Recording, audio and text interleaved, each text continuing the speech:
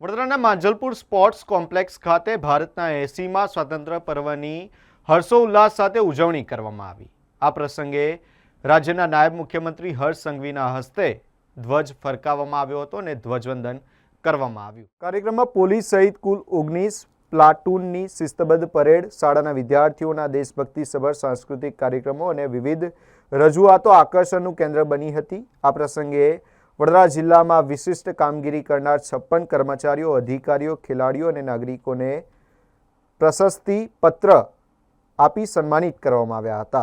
નાયબ મુખ્યમંત્રી હર્ષ સંઘવીએ વિકસિત ભારત 2047ના લક્ષ્ય માટે આગામી 20 વર્ષ મહત્વપૂર્ણ હોવાનું જણાવી યુવાનોને દેશની પ્રગતિમાં સહભાગી બનવા અને વ્યસન તથા સામાજિક દૂષણોથી દૂર રહેવાની અપીલ કરી હતી। કાર્યક્રમના અંતે એક પેડ માં કે નામ 2.0 અંતર્ગત વૃક્ષારોપણ પણ કરવામાં આવ્યું હતું। બોલો ભારત માતા કી।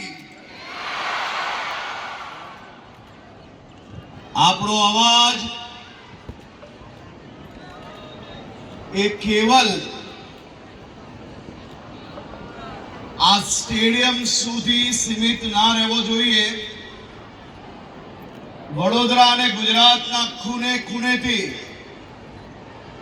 મારા વડોદરાના નौजवान મિત્રોનો દેશભક્તિનો આ અંદાજ એ ગુજરાતના ખૂણે ખૂણે સુધી પહોંચવો જોઈએ કે નહીં? તો બધા જ એક સાથે તિરંગો શાંતિ લહેરાવીને માં ભારતીનો નારો લગાડીશું। માતા કી,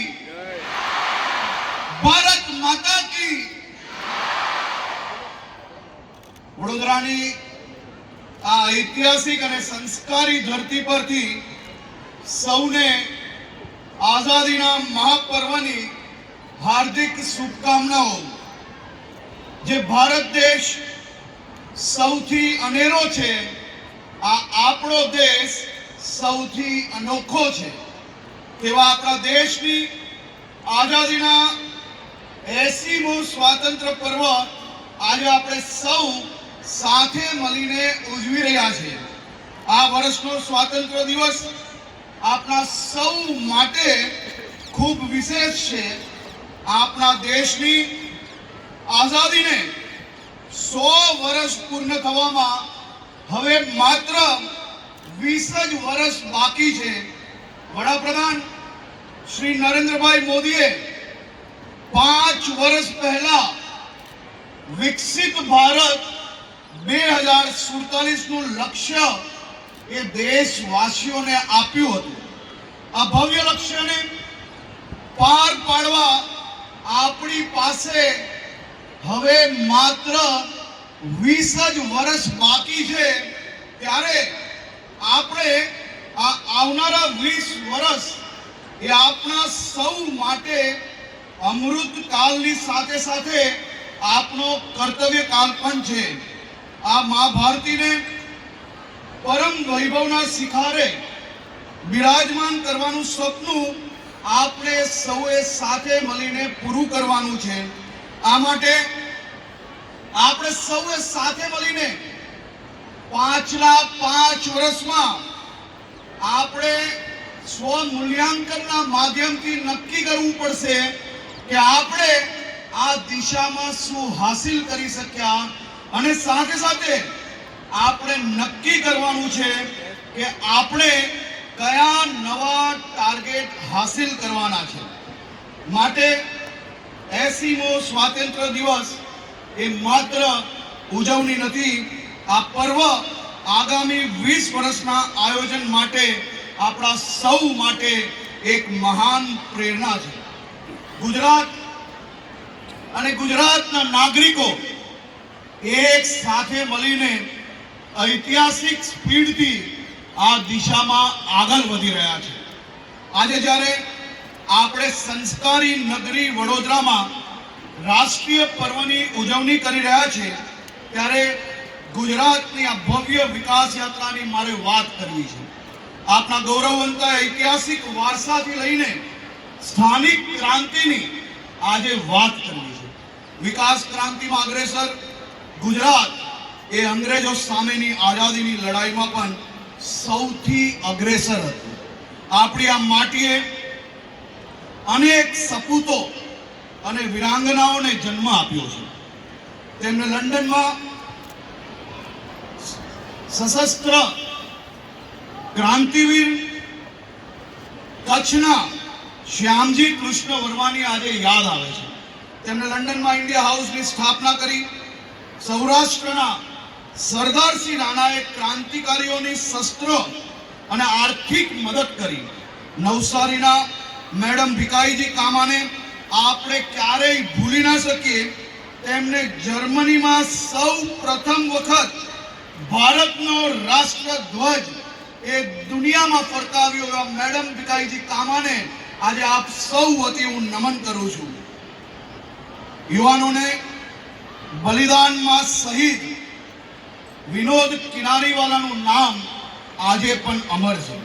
આમ ક્રાંતિનો માર્ગ હોય, સત્યાગ્રહનો હોય કે પછી બંધારણનું ઘડતર હોય, ગુજરાતના આ તમામ નામી અનામી સપૂતોએ ભારત માતા માટે પોતાનું સર્વસ્વ બલિદાન આપ્યું છે. દેશના સ્વાતંત્ર્ય સંગ્રામમાં ઇતિહાસમાં ગુજરાતના બે મહાન સપૂતોનું નામ સુવર્ણ અક્ષરે લખાયેલું છે. આ બે વિરલ સપૂતો એટલે પૂજ્ય મહાત્મા ગાંધીજી અને સરદાર વલ્લભભાઈ પટેલ. આ બંને આઝાદીની લડાઈમાં વિઝનરી આગેવાનો હતા. 13 વર્ષ અરવિંદ બાબુએ વડોદરાના પોતાની કર્મભૂમિ બનાવી હતી. મહારાજા સયાજી રાવના મહત્વના પત્રો અને ભાષણોનું ડ્રાફ્ટ પણ અરવિંદ બાબુ જ તૈયાર કરતા. ગુજરાતમાં યુવાનોમાં ક્રાંતિના બીજ રોપવા માટે વ્યાયામ શાળાઓ શરૂ કરવાની પ્રેરણા અરવિંદ બાબુએ જ આપી હતી. તેમની જ પ્રેરણાથી છોટુભાઈ અને અંબુભાઈ પુરાણીએ અખાડાઓ મારફતે સ્વાતંત્ર્ય સંગ્રામની આગ ફેલાવી. તેમને લખેલી ભવાની મંદિર પુસ્તિકાએ યુવાનોમાં દેશ માટે ફરી ફિટ હોવાનો જુસ્સા પૂર્વે એમને લખ્યું હતું કે વह हृदय नहीं है पत्थर है जिसमें स्वदेश का प्यार नहीं, जो जीवित जोश जगा ना सका उस जीवन में कुछ शार नहीं, जिसने साहस को छोड़ दिया वह पहुंच सकेगा पार नहीं, जो भरा नहीं भावों से बहती जिसमें रसधार नहीं, वह हृदय नहीं है पत्थर है जिसमें स्वदेश का प्यार नहीं. દાદાભાઈ નવરોજજી ગાયકવાડી શાસકો ગુપ્ત રીતે સ્વાતંત્ર્ય સેનાનીઓને આર્થિક અને નૈતિક ટેકો આપતા હતા. તેમનો આ સહયોગ આઝાદી માટે ખૂબ જ મહત્વનો અને ઉપયોગી હતો. અંગ્રેજો સામેની લડાઈમાં આદિવાસીઓનું ઐતિહાસિક યોગદાન રહ્યું છે. 1857ના સ્વાતંત્ર્ય સંગ્રામમાં આદિવાસી સૌથી અગ્રેસર હતા. પોતાના તીર, કામઠા અને ગોરીલા યુદ્ધથી તેમને અંગ્રેજોને હંફાવી દીધા હતા. મધ્ય ગુજરાતના મેવાસી આદિવાસી અને મેવાસી રાજાઓ ઝાંસીની રાણીની મદદે પહોંચી ગયા હતા. જ્યારે ક્રાંતિવીર તાત્યા તોપે અંગ્રેજોના થાપ આપીને ગુજરાત આવ્યા હતા, ત્યારે પંચમહાલ અને છોટા ઉદેપુરના આદિવાસીઓએ તેમને જંગલોમાં આશરો આપ્યો હતો. નર્મદા અને સાતપુડાના ગિરિમાલાઓમાં ભીમા નાયક અને ખાગિયા નાયકે અદ્ભુત સૂર્ય દેખાવ્યું હતું. તેમણે અંગ્રેજોની તિજોરીઓ અને હથિયારો લૂંટીને ક્રાંતિવીરોને સીધી મદદ કરી હતી. જાંબુઘોડાના નાયકોએ 40 વર્ષ સુધી અંગ્રેજોના દાંત ખાટા કરી નાખ્યા હતા. દક્ષિણ ગુજરાતના આદિવાસી રાજાઓએ ક્યારેય અંગ્રેજોને પોતાના વિસ્તારમાં ફરકવા દીધા નહોતા.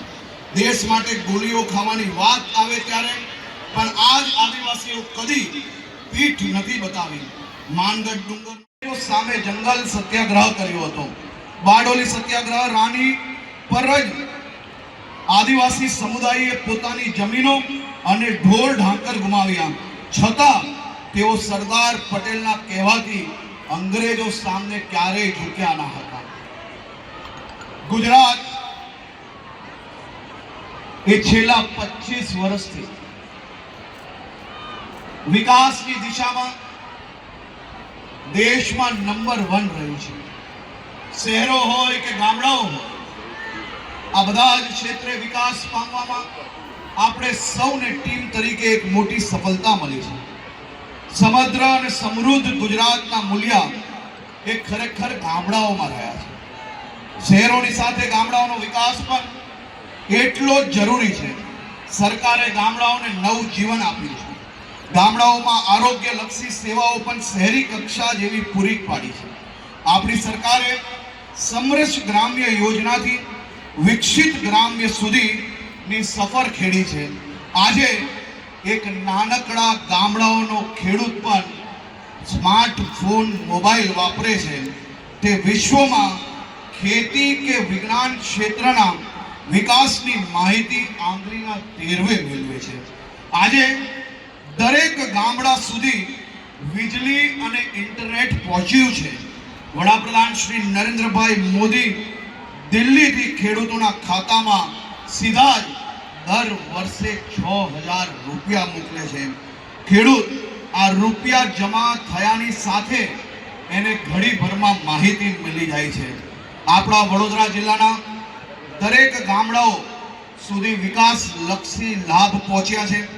લોકોને ગ્રામીણ જીવન સ્તર વધુ સ્તૃત બન્યું છે. 15માં નાના પંચ અંતર્ગત વડોદરા જિલ્લાને એક્સ્ટ્રા 479 કરોડ રૂપિયાની ગ્રાન્ટ મળી છે.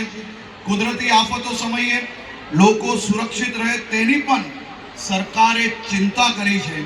સંવેદનશીલ વિસ્તારોમાં 4 થી વધારે શેલ્ટર હોમ નવા બનાવવામાં આવ્યા છે. વડોદરા જિલ્લા એક આદર્શ અને સમૃદ્ધ જિલ્લો બનાવવાની આપણો જે સંકલ્પ છે તેમાં આપ સૌનો સહયોગની પૂરેપૂરી અપેક્ષા છે. આપનો અન્નદાતા ખેડૂત ગુજરાતના વિકાસનો મુખ્ય પાયો છે. વડાપ્રધાન શ્રી નરેન્દ્રભાઈ મોદીએ સરકારથી સમૃદ્ધિનો સંકલ્પ આપ્યો છે. રાજ્ય સરકાર કૃષિ ક્ષેત્રે ઐતિહાસિક નિર્ણયો જ્યારે લઈ રહી છે ત્યારે આકાશી આફતો સમયે સરકાર ખેડૂતોનો એ વિશેષ ચિંતા કરી રહી છે. દેશમાં છેલ્લા 10 વર્ષમાં 1.36 કરોડ ખેડૂતોને માત્ર ગુજરાત સરકારે ગુજરાતમાં આ 1.36 કરોડ ખેડૂતોને રાહત આપી છે. અનેક પેકેજો આપ્યા છે.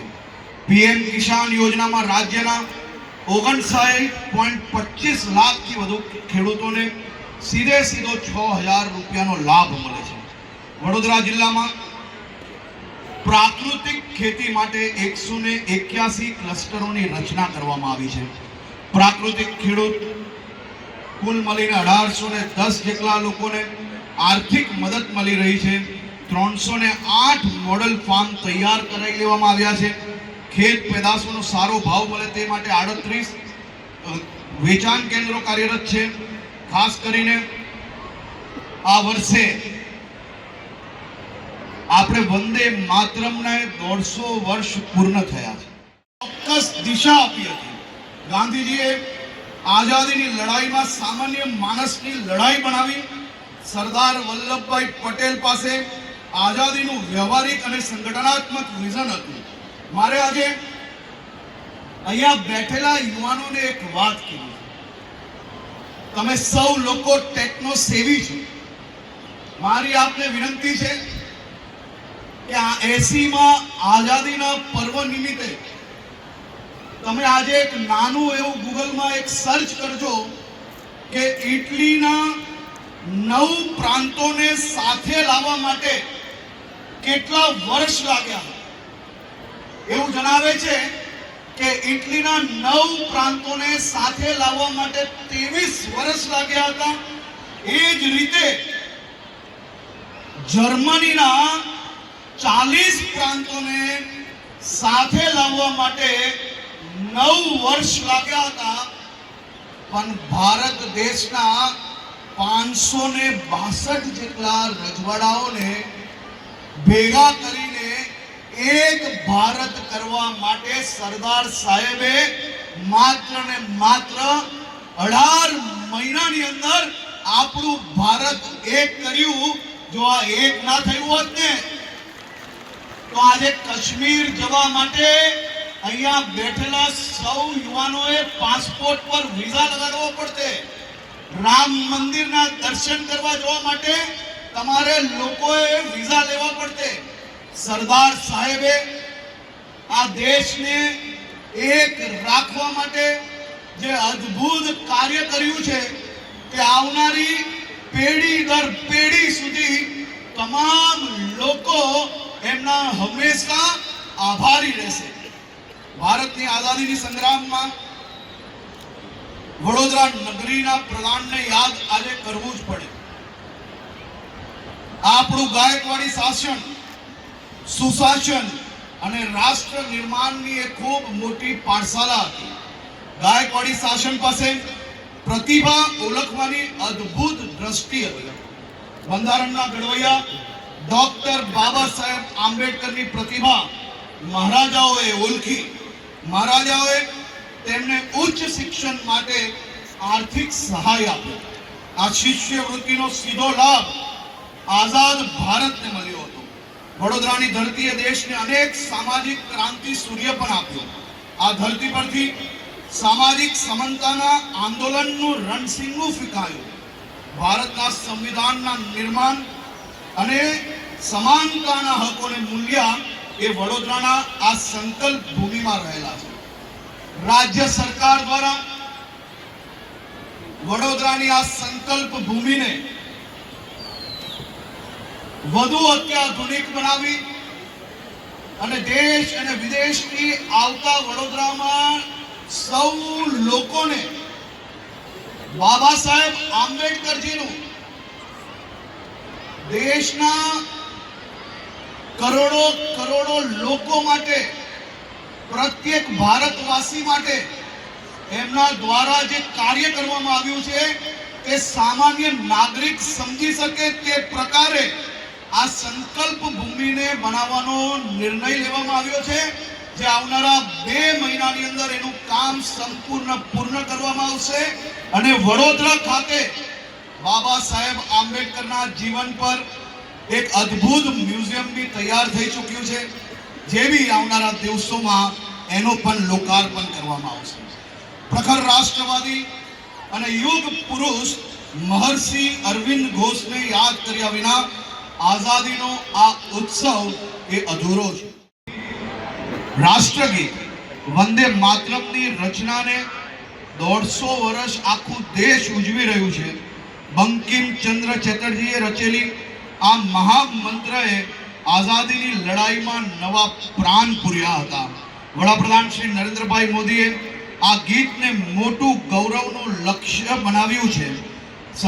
સરકારે વંદે માતરમને રાષ્ટ્રગાન સમાજને સર્વોચ્ચ દરજ્જો આપ્યો છે. સુજલામ સુફલામ મલયજ શીતલામ સસ્ય શ્યામલામ આ પવિત્ર શબ્દોમાં સર્વાંગી વિકાસનું ભવ્ય વિઝન છુપાયેલું છે. ગુજરાત સરકારે આ ગીતને જ પોતાનો વિકાસ મંત્ર બનાવ્યો છે. મિત્રો, દાયકાઓ પહેલા આપણે પાણી માટે ગુજરાતમાં વલખાતા હતા, પરંતુ નરેન્દ્રભાઈ મોદીની દીર્ઘ દ્રષ્ટિથી પાણીની સમસ્યા હવે ભૂતકાળ બની ગઈ છે.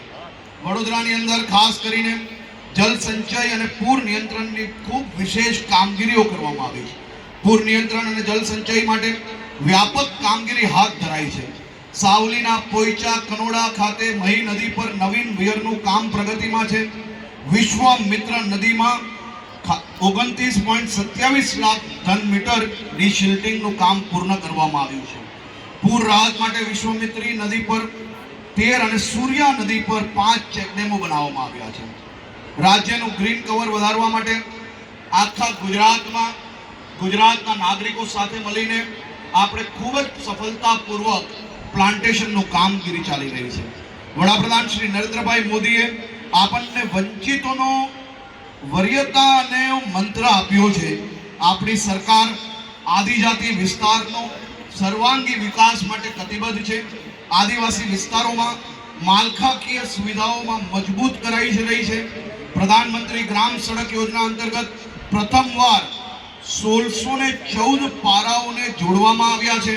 અહીં 2600 કરોડના ખર્ચે 2020 કિલોમીટર પાક્કા રસ્તાઓ બનશે. આદિવાસી ખેડૂતોની સમૃદ્ધિ માટે સિંચાઈ યોજનાઓને વેગવાન બનાવાઈ છે, જેમાં 650 કરોડની તાપી કરજણ લિંક પાઇપલાઇન યોજના શરૂ કરાઈ છે. પંચમહાલ અને દાહોદમાં 1100 કરોડના વિકાસ કામો હમણાં થઈ રહ્યા છે. અંબાજીથી ઉમરગામ આદિવાસી બેલ્ટમાં સિંચાઈની મોટી સુવિધાઓ ઊભી કરાઈ છે. અહીં અંદાજે 3500 કરોડના ખર્ચે ઉદ્વહન સિંચાઈ યોજનાઓ કાર્યરત કરાઈ છે. ખાસ કરીને મારા વડોદરા જિલ્લાના આદિવાસી ભાઈ બહેનો યુવાનો માટે વડોદરા અને આસપાસના જિલ્લાઓમાં વિદ્યાર્થીઓ માટે નવા 3 છાત્રાલય બનશે. ડભોઈ ખાતે 160 વિદ્યાર્થીઓની ક્ષમતાવાળું સરકારી કુમાર છાત્રાલય બનશે. ડભોઈ 160 ક્ષમતાનું સરકારી કન્યા છાત્રાલય બનશે. વાઘોડિયા ખાતે પણ 160 વિદ્યાર્થીની ક્ષમતાના સરકારી કુમાર છાત્રાલયનો પ્રસ્તાવ મુકાઈ ગયો છે. વડોદરાના પૂજ્ય ઠક્કર બાપા સરકારી કુમાર છાત્રાલયની ક્ષમતા બી 185 થી વધારીને 500 કરાશે. મીરા કન્યા સરકારી છાત્રાલયની ક્ષમતા 130 થી વધારીને 160 કરવામાં આવશે અને વાઘોડિયાની સરકારી કન્યા છાત્રાલયની ક્ષમતા 50 થી વધારીને 160 કરવામાં આવશે. ગુજરાત આજે ઉદ્યોગ, રોકાણ અને રોજગારી ક્ષેત્રે દેશમાં રોલ મોડેલ છે. સરકાર યુવાનોને સરકારી અને ખાનગી ક્ષેત્રે રોજગાર આપવા સતત કાર્યરત છે. 2025-26માં 1333 ભરતી મેળા યોજીને 1,15,774 યુવાનોને નિમણૂક પત્ર અપાયા હતા. છેલ્લા 5 વર્ષમાં 7,403 મેગા રોજગાર ભરતી મેળા યોજાયા, જેથી રાજ્યમાં વધુમાં વધુ યુવાનોને રોજગારીની તકો મળી શકે. આજે આઝાદીના આ 80મા મહાપર્વ નિમિત્તે હું મારા સૌ યુવાન મિત્રોને વિનંતી કરવા માંગુ છું.